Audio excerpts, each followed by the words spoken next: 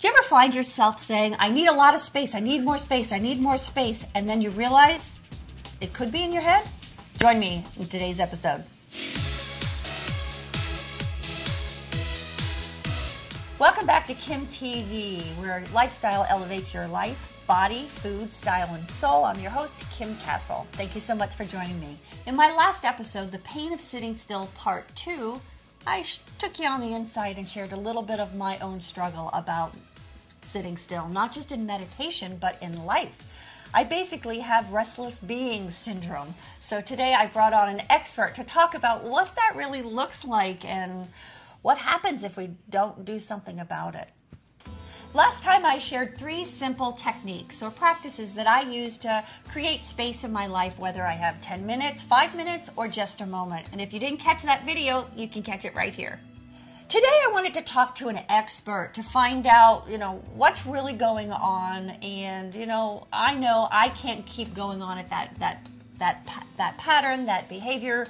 Something's going to give out, and I didn't want it to be by accident. So joining me today is Judith Claire. She has over 37 years of counseling people in personal, career, and relationships. And what I really love is that you work with creative folk like me. You work with entertainment industry, you work with creative people, and it also has a spiritual bent. So I thought it was just perfect for who I am, what I do, and the people who watch me. So thank you so much for being here. And what I really love when I was really diving into you, I love that you have this belief that the people that are creative, people who are kind of on the spiritual bent, have their own set of issues. Yes. We all have our own set of issues. But that you respect that you're uniquely qualified to address that, because we're not wired like everybody else. That's very true.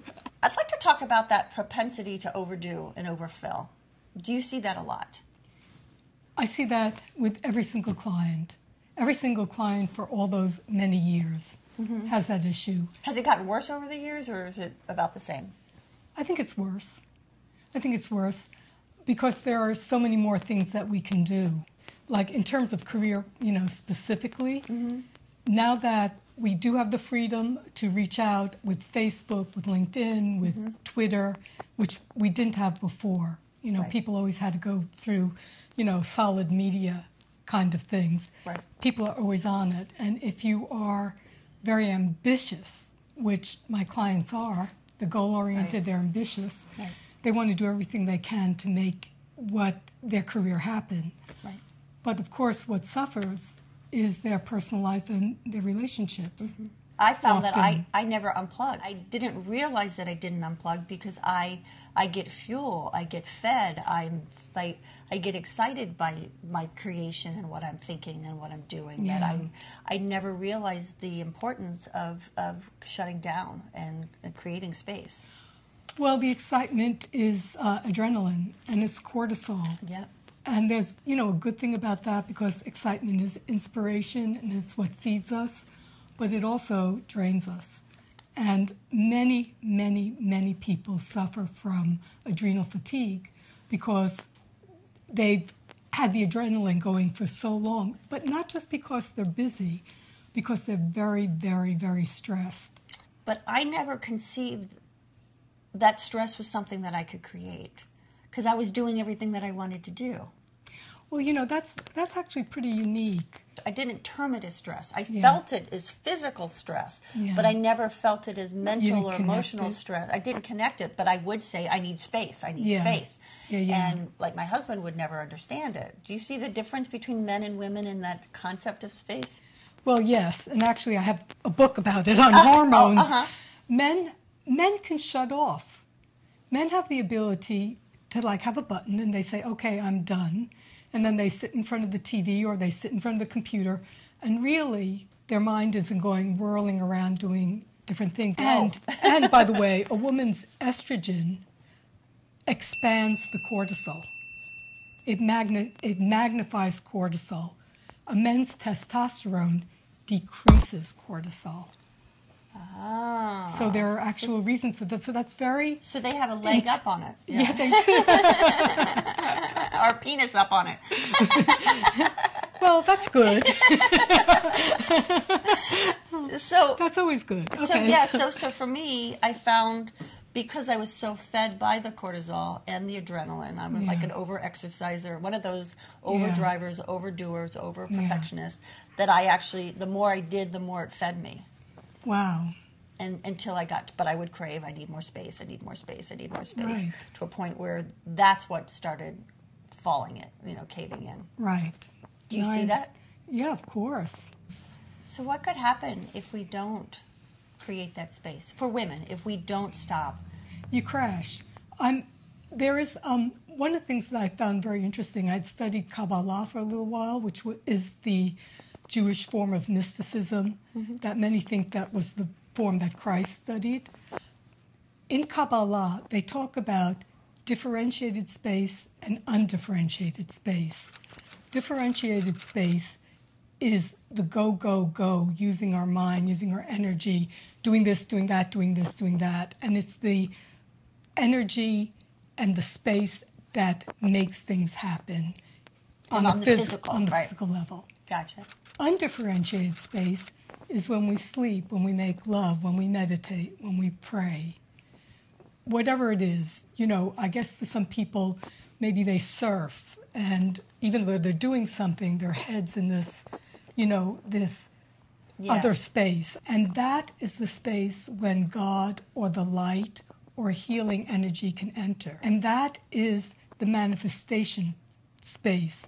When people are looking at that thing of how can I manifest this, and, is it just saying positive affirmations? Well, that's very helpful. But it's really the space that allows all that in. And if you do not give yourself that space, what will happen is that you are not getting the light, you are not getting the divine energy, you're not getting the God energy, and if you don't believe any of that, you're just not getting the physical energy, the juice that allows it, or the chi, or whatever it is that allows it in. And you're going to collapse. And in Kabbalah, what they said to me was that if you do not take the undifferentiated space, it will take you. Which means you break down, you get sick, you can't think, you're burnt out, you do not have the energy to move forward. How can we create that mindfulness or that space without feeling like, oh my God, it's more pressure, like I'm already too much going on in my day. How do I stop? The first thing is you have to understand that you need it and it becomes a priority. Oh, so that's where it starts. So if you say to yourself, you know what, I'm running on empty, it's too much, and even though I understand what you said, you're the very unusual person who was so stimulated and so spiritually excited that she wasn't conscious that her body was getting depleted. You still have to say, okay, I need that space for me. And when you get into that space, one of the things that happens is you do not only get into communication with something bigger, but you get into communication with yourself. Yeah. Because a lot of times people don't even feel like themselves. Taking a bath. Yeah. Even if you're taking a shower and it's just your time to just space out.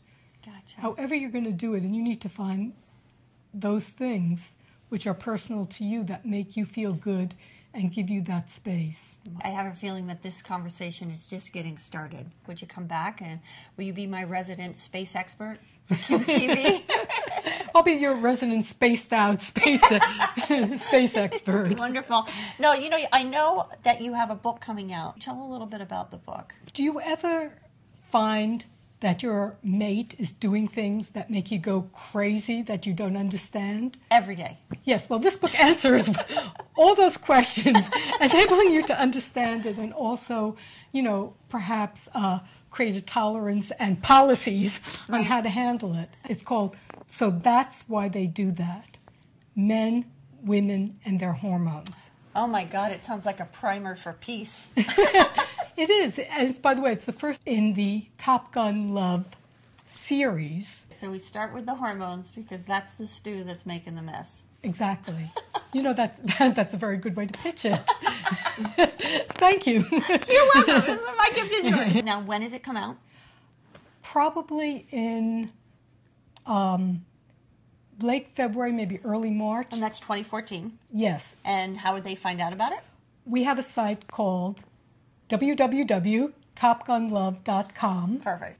Gotcha. And I'll put all those links in the description below so people can find that as well. So I just am so grateful that you just confirmed everything everything that I've been thinking and feeling and going through. And I know I'm not the only one. I know a lot of women struggle with these things, especially as we do step into our power. So it's exciting to hear about the undifferentiated space and knowing that when you expand back out, you have more space in which to do everything that you want to do. Well, you have the energy. Yeah, because you're being nurtured by the light of the universe, by divine energy, and that really is what has to keep the engine going. It's really exciting to, one, be validated because of all the craziness that's going on in my head and going, I need more space, I need more space. It's true. I do need more space, and it's called undifferentiated space. And it's really... that was the thing that stood out the most to me, was the differentiated and undifferentiated space. And who knew that that sense of like daydreaming and being in that expanded state was so important. That's what I got. What about you? Let me know in the comments below what you got from today's interview. I'd love to hear from you. And that's this episode of kimTV, where lifestyle elevates your life, body, food, style, and soul. I hope you join me next time. Until then, remember, wherever you go, whatever you do, I see you. Hope you enjoyed the video. Let me know in the comments below and show me some Sally Field and like it. And of course, subscribe. I promise I'll make it worth your while. Can I tell you? Actually, it's 37 years. 37 years. Well, let's give you those 7. You earned them. Personal, career, and relationship. Okay. When I saw him, it was primarily career with a little bit of personal. I didn't have to do the relationship, it was good. So, no, not really. We worked at it. It's good now.